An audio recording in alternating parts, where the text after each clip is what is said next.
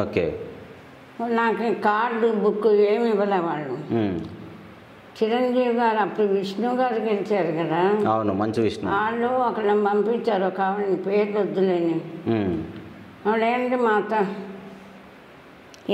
ప్రతి ఇంటర్వ్యూ ఇదే మాట చెప్పాను నేను. అయినా మళ్ళీ మీరు అడుగుతున్నారు కాబట్టి చెప్తున్నాం.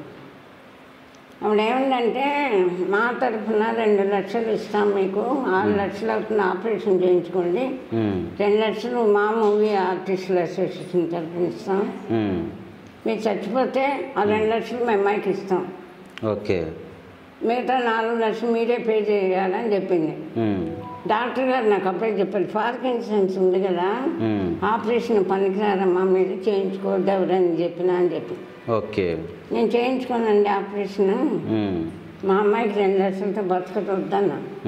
అది ఆవిడ వెళ్ళి ఏం చెప్పిందో నాకు నిజంగా తెలియదండి. వాళ్ళు ఎన్నిసార్లు ఫోన్ చేసిన తీయలేదు, ఏ హెల్ప్ చేయలే. నేను పౌరుషంగా ఊరుకున్నా. అదే చెప్పాను కదా, సామాన్యులు చాలామంది అమ్మ మీ అభిమానులు మీరు ఇట్లా బాధపడటం మేము చూడలేము అని ఏదో వాళ్ళు తోచింది అకౌంట్లో పడేశారు. ఆ డబ్బులతో నేను ఇంతవరకు నేను